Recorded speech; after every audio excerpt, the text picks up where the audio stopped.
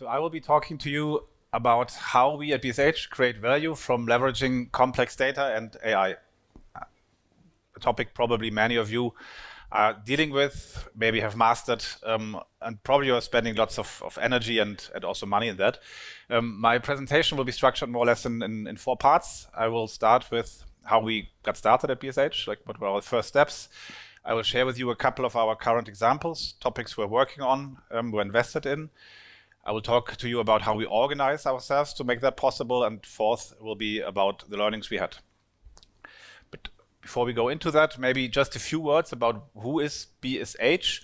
In the past, we have been called Bosch and Siemens Hausgeräte GmbH. That's probably easier to understand. So we are one of the leading producers of white goods. White goods is pretty much everything you will find in your kitchen. It's cooktops, it's ovens, it's washing machines, dishwashers, you name it. We are a rather big company, nearly 60 billion euros. I would say that's significant, spread all over the world. And if you have a look, it's not just Bosch and Siemens, that's where we're originating from. It's also brands like Gaggenau, Neff, Solitaire, Thermador, you name it, 16 brands all over the world, supplying the world's best white goods. We have been started as a joint venture more than 50 years ago of Bosch and Siemens. That's also where the name originates from. And nearly 10 years ago, Siemens decided to pull out. They were focusing on their core business. So now we're 100% daughter of Robert Bosch. So much of the introduction. So let's really dive into the topic of AI, artificial intelligence, advanced analytics, and how we at BSH got started. Of course, we know that, and we knew already back then from all the examples of the Silicon Valley and of other companies, that just having lots of data, big data in other words, is not equaling smart data. So when we started with this whole topic, we did not just want to collect everything there is, but we wanted to earn money with it or create value at least to a certain. So we were thinking about new business models, maybe selling programs for our devices based on how you use our devices, improving the customer experience by, for example, using chatbots in customer service situations. We wanted to differentiate products and services based on how you use, for example, your coffee machines, improve operational efficiency in the factories especially, and increase workforce productivity. So the idea was not just to collect data and to do something fancy. Luckily, we were already beyond that when we started. The idea was really to create value. And then that's when we set up a team and we hired some data scientists and we onboarded a consulting company to help us so that we have a running start. And there we were in the big data candy land, because a company of the magnitude which we are, with all the different brands, with millions of customer service contacts every year, with lots of retail partners we were exchanging data with the beginning of building up our own direct-to-consumer, direct selling business, running 250 websites for our different brands, being everywhere in the world. We had lots of data. We were already a big data company. So the question is, where do we start to become a smart data company? Where do we start? So what we said is, probably where we have most of our data was in the connected devices. So probably you're all aware that the topic of Internet of Things, IoT, is not only very popular in cars or consumer electronics like televisions or PlayStations. It also arrived in our industry, in the white goods industry. And one of the leading networks to connect white goods is our Home Connect. That's the brand we use. The Home Connect, I hope many of you have it installed on your smartphones. The Home Connect app will open the whole idea of connectivity across all your devices. You can connect pretty much all devices which we're offering. You can control your appliances. You can also use auxiliary services. And the idea is to optimize, to simplify, to personalize your daily interaction with your home appliances. So that, we said, is our starting point, because there we're generating lots of data.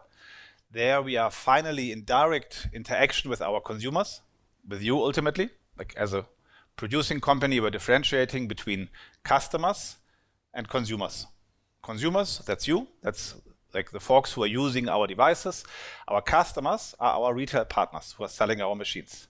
But with Home Connect, we are finally able to connect with each one of you, if you want that. And for that, of course, we need to offer something. So what we did is, and we learned from, at that time already established ecosystems, that the beauty of an ecosystem, of a partnership, is that you get external partners in who then offer services which are complementing your own service offer. So what you will find here is that was end of last year. It's a growing number of partner integrations, nearly 60 external partners we integrate. You can voice control our devices. We have extended touch points, like if this, then that, where you can use rule engines so that, for example, let's say the pizza in your oven is ready, finished, that your Philips lights start flickering and your Sonos sound system starts playing That's Amore from Dean Martin, or whatever you can come up with. We were focusing on smart home, energy management, food and recipes, obviously, because we're dominant in the kitchen, and auxiliary services like shopping services. So all of that we thought is a very comprehensive system. So there should be something which we can do with smart data. There should be the use cases where we can then finally unleash our data scientists and generate lots of value and do all this AI magic everybody was talking so much about. So what we first needed to do, because unfortunately, and that's probably many of the companies who were not born as AI companies, we started with a challenge. And the challenge was that when we started Home Connect, when we started to make our devices connectable, nobody thought actually how we can read out the data later. So and of course we stored everything. We knew that having data, big data is important. So from the first machine, we had the first consumer connect. We stored all the data the machines were sending in a big data lake. And then we had a look. And then what we saw is that up to now, and we have millions of connected machines currently out of the market, that every day we're receiving around 300, 400 million every day signals from our connected devices. Unfortunately, we do not have 300 to 400 million connected devices sold, which means that our devices are very chattery. They talk a lot. They send lots of signals into this data lake. And what we needed to do is we need to take all those signals and put them together in something what we call a cycle, a washing cycle, for example. So a washing cycle from a washing machine, the signals we get from a standard washing machine, is 10 to 20 signals. That's like a status with a timestamp and a machine ID. So what you needed to do is like with a big comp, go through the data and then filter out or sieve out all the signals from washing machines, all whatever 60-degree standard washing cycles. And by that, we built an idea how we can understand this data, how we can structure it, and then how we can make it understandable for the colleagues which we wanted to work with it. So we put lots of energy in this preparational tasks. We finally understood how our machines were communicating, how the machines are used. We had the first couple of dashboards set up, and then we went out in the organization. And everybody was super bullish. Yes, this is going to be the future. Everybody read something about, data centricity, data is the new oil, blah, blah, blah. They all had their TechCrunch articles read. But nothing was happening because everybody wanted to be part of that game. But there was no lighthouse case. Our colleagues could say, I can relate to that. I understand that. This whole idea of working with artificial intelligence seemed kind of logic, but was very abstract. What is it? How does it really help me in developing a better fridge? And we were doing lots of use cases, and typically the reaction was by the product colleagues that they have been developing products, very successful products over the last decades. They were like, yeah, I know that. Okay, people are not using the programs in the oven so much. Yeah, I know that.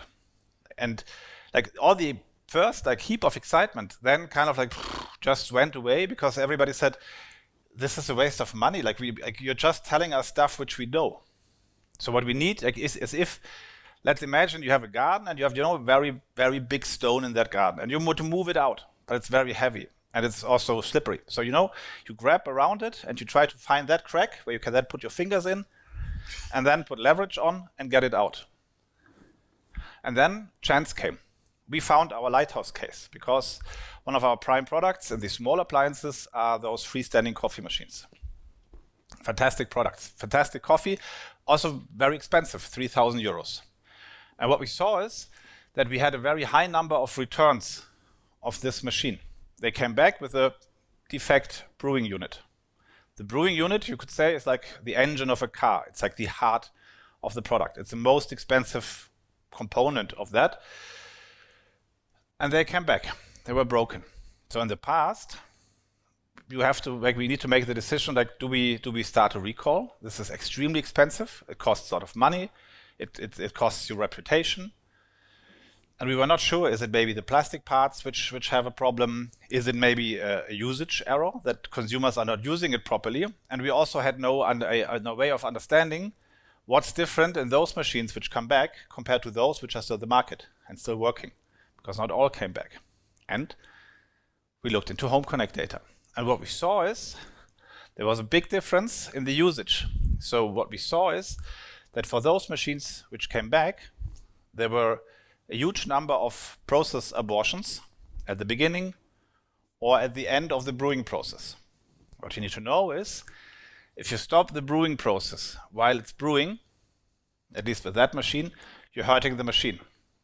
It's like, switching gears without pulling the pedal to switch gears. You're hurting the machine.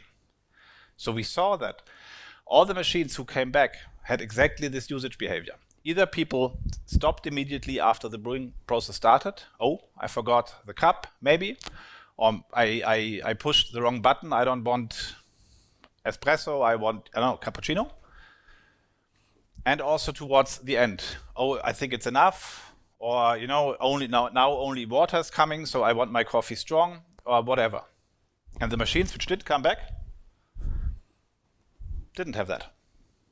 So we saw that this is something where this data really helped us to save lots of money, because we did not need to recall anything, because it was not a defect in the product.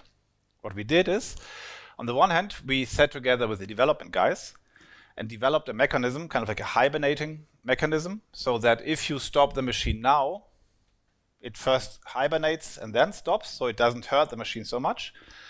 And we started communicating to our consumers and said, hey, you can configure your cups. If you want the coffee to stop like here, you can just configure it. And also we informed, stopping the brewing process hurts your machine.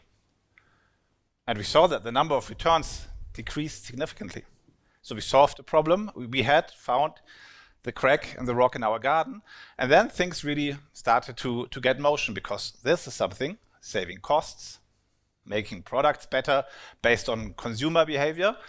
That's something our engineers understand perfectly. And then we got very fast. And now I'm going to share you a couple of the cases which now have been developed or we're now working on. One of the first things we were really excited about is this whole idea of predictive maintenance, or pattern recognition, you could say.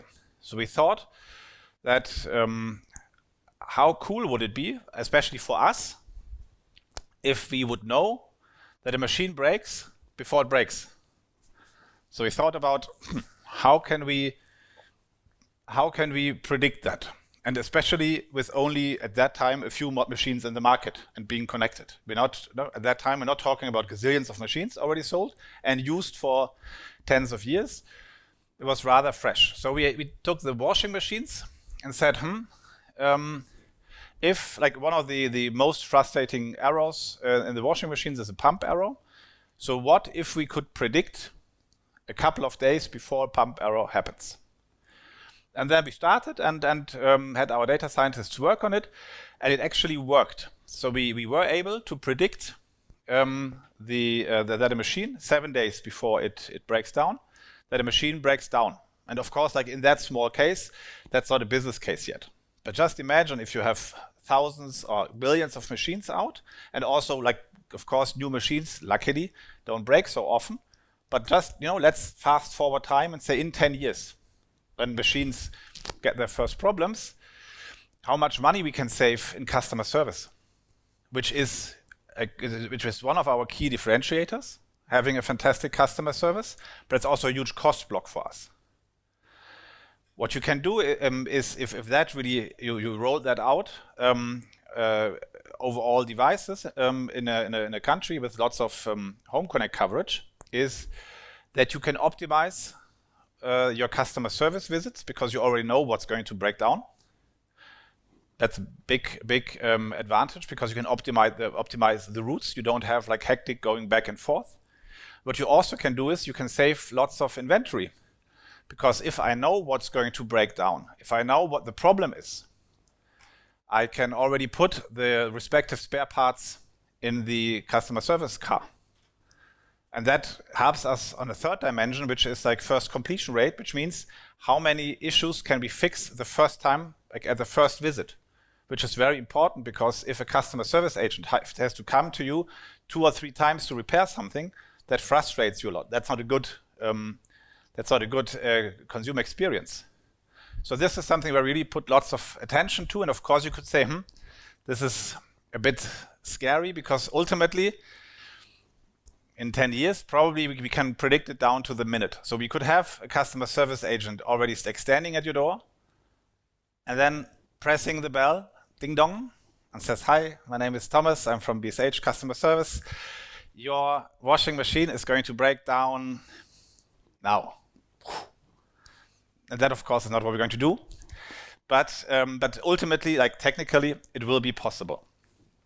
Another example, completely different area, but also something where we put our data scientists at work, is understanding what you guys are communicating, writing about us.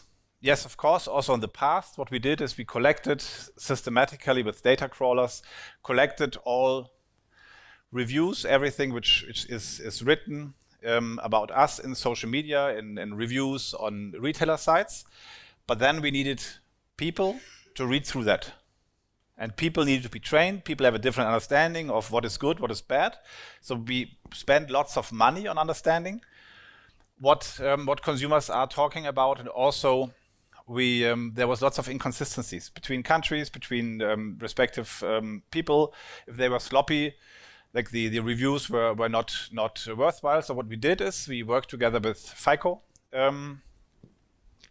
a service provider, and we had them open their database to us so that our data scientists can write the algorithms, and we developed something which we now call ABSA, aspect-based sentiment analysis, which means we have like a speech recognition algorithm. So we have like the algorithm go through all the different reviews, everything which is written about BSH, about the brands, about the products, but even down to a feature.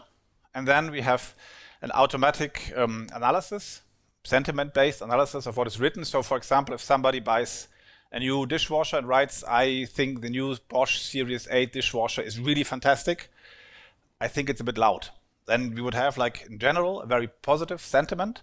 However, the aspect of noise is negative. So that is something we can really then distribute to the respective colleagues in customer service, in sales, and also in product development, so that they can work on the topics.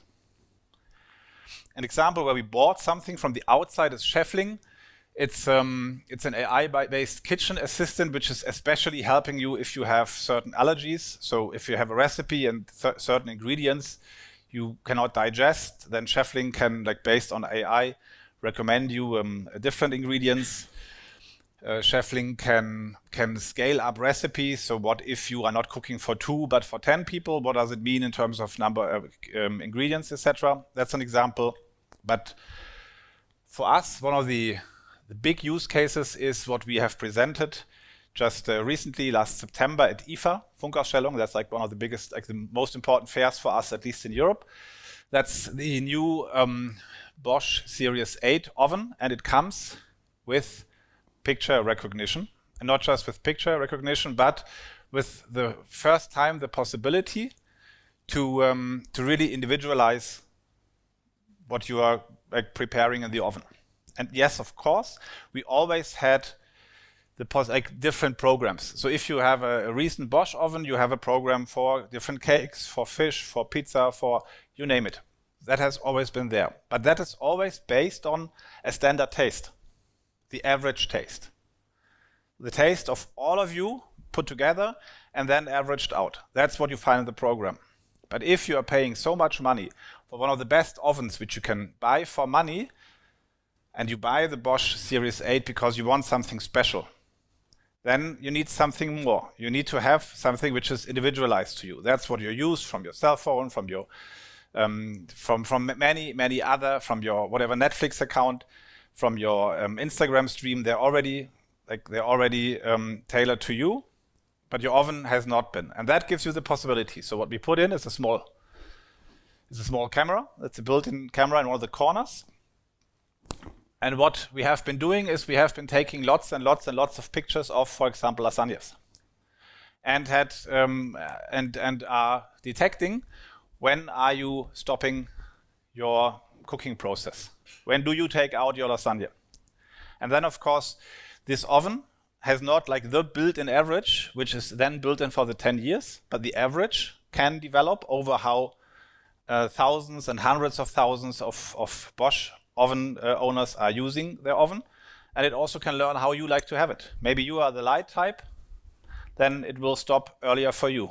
You are the middle type, and you like it strong, so it will stay in longer. And yes, of course, like that's a tiny feature, and you could say, but who needs this?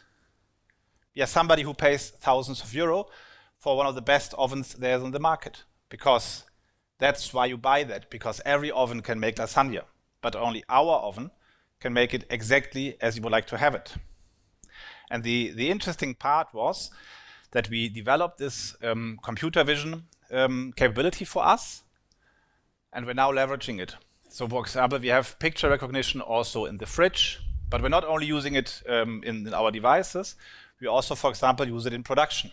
So we have plastic molding, where we, for example, for vacuum cleaners, where we have scrap detection. So we try to find a capability and then really leverage it across the whole organization wherever there's use cases. So how do we organize ourselves? Well, we started around 16 with this whole topic of trying to be more analytical. And that for us was really a rough start because, like, yes, of course, engineering, product development was very analytical. The whole marketing sales was, I would say, less analytical. So we first tried to focus on fixing what is broken, more or less, like a Smith's Army knife, offering everything which is needed. I think we're now in the process where we're really offering a decent analytics support to all departments. And of course, target picture this year, the years beyond, is that you have like the lightsaber, where analytics drives business. And how do we organize? And that is probably the only child which like went beyond our corporate communications. We had in the beginning one digital department. That's where I started at BSH 7.5 years ago. And it was in the beginning a very rough start. It took us really very long time across the company to embrace that topic. And finally we embraced it, and then pop, like mushrooms, we had more and more digital departments. We also had a venturing unit, we had accelerators, we had something in China, we had all the fancy stuff. All the stuff you find at those conferences, many companies now have. Our challenge, and that's maybe the challenge of big companies, or maybe just of our company, is that the more of those units you have, and then the tighter the overall budgets get. In the beginning, like all the energy is focused on like becoming digital, achieving a certain target state. And then you have all those units, and they have different headcount targets, and they have budgets. And then there's a couple of cool use cases. And then those units start fighting against each other. And that's what we actually had. So we were, like, the more we spent, the less effective we actually got in achieving something, because there was a lot of fights, like, no, this is my playground, you can't play here, you have to do something else. So we, 2 years ago, we merged all those units. We had a big cut, big digital transformation program, but not transformation of the company, but transforming how we organize for transformation. And what we built is a structure. We said ultimately we have one global digital service unit where we have certain, we call them cluster teams, which are focusing on certain like digital services. And they are ultimately consumed here. We have regions, we have the brands, we have operations units. They all have their demands. And in the past, they all single-handedly went to one of those guys and said, I need this, it's the most important. And the next one said, yeah, but mine is more important. And what we had is that we introduced families. we call them families, they are used for demand prioritization. So what we do is that in those families, those units are represented, and the colleagues who deliver the digital services are presented, and then we prioritize together. Every 3 months, every product increment, the new big priorities will be set, and that really helps us because now we only spend the money on the things which create the most value, and we are able to align on that because we align on it together. And the only external unit we have beyond that is our startup kitchen. That's like the last like reminiscent of our digital endeavors. That's also what has been mentioned before. Kind of like they are scanning the market for fancy startups, for cool companies which are providing to us services which we can't do ourselves. For example, like time slot booking for D2C. And that really works. So what did we learn? Very important, find 1 or 2 lighthouse projects which really shine. Like we spend lots of energy on having many different cases, but really important was like to find this one coffee machine example, which everybody understands, and then you have adoption. Second, if you have one AI case that works, the example of computer vision for in the oven, leverage it as much as possible because that's where the value comes from. Because then you have one thing you can use in many cases. Very important, at least in our company, involve the future harbor department early, because we are very strong and not invented here. But if they're involved early, it's their topic as well, and then the adoption goes much faster. And finally, no shadow IT. We had to get rid of lots of shadow IT because like we had, when this Log4j topic was 1.5 years ago, and in many other instances, we saw that this is killing us because we are spending money on areas which are not integrated, and also they never have enough scale, and because scale you need, and scale comes from the big systems. And this would be it. Thank you very much.